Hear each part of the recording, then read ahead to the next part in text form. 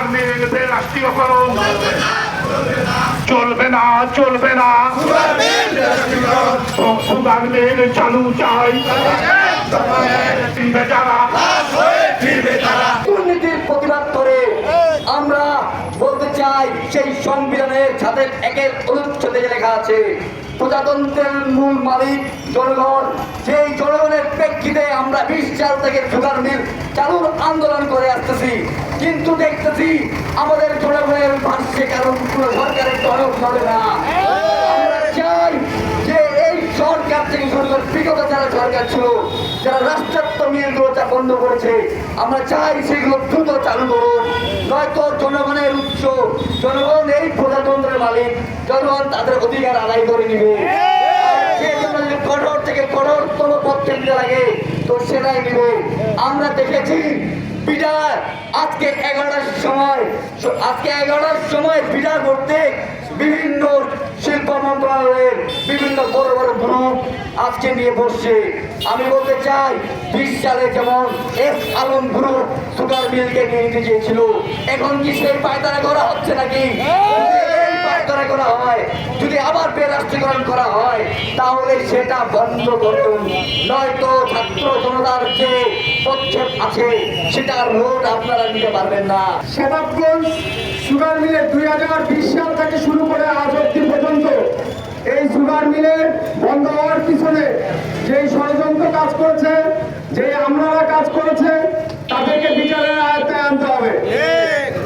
3 নম্বর point, বাংলাদেশে একটি প্রেক্ষাপট হয়েছিল 24-এর গণ অভ্যুত্থান। এই গণ অভ্যুত্থানে হওয়ার পরে শিল্প মন্ত্রণালয়ের উপদেষ্টার দায়িত্ব নিয়েছিলেন আদিলুর রহমান চৌধুরী। উনি বলেছিলেন, আশ্বাস দিয়েছিলেন যে আমাদের এই সুগার মিল সহ অন্যান্য বাকি 6টি সুগার মিল চালু করবে, এবং এদের অর্থ পাশ করা হয়েছিল। অর্থ ছাড় না দেওয়ার কারণটা আমরা জানতে চাই এবং জনসম্মুখে আনতে চাই।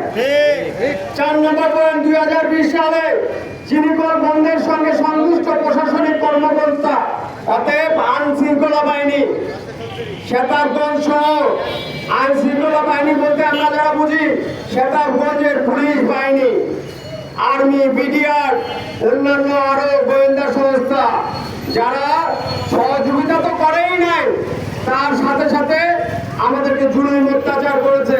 2020 সালে যারা দায়িত্বে ছিল এবং পরবর্তীকালে যারা দায়িত্ব ছিল, তদন্তের মাধ্যমে তাদের বিচার করা হোক।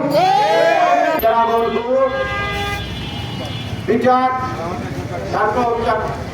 আকিজ গ্রুপ, এই এস আলম গ্রুপের মতো যাদেরকে আজকে এই আকিজ গ্রুপ, ড্রাগন গ্রুপ, মিল ভিটা, প্রাক, যাদেরকে বেসরকারীকরণ করে চিন্তা করতেছে আজকে এই কলকারখানাগুলো তাদের হাতে লিজ সিস্টেমে বিক্রি করে দিবে।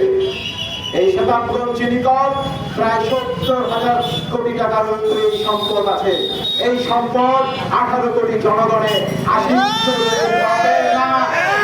এই সম্পত্তি বিটাকের চেয়ারম্যান আশিক চৌধুরীর বাপের না, প্রাইভেট কোম্পানির সাথে লিজ সিস্টেমে বিক্রির পায়তারা চালাচ্ছে। আশিক চৌধুরী, আপনাকে দেশ ছাড়তে হবে। এই সম্পদ 18 কোটি জনগণের সম্পদ।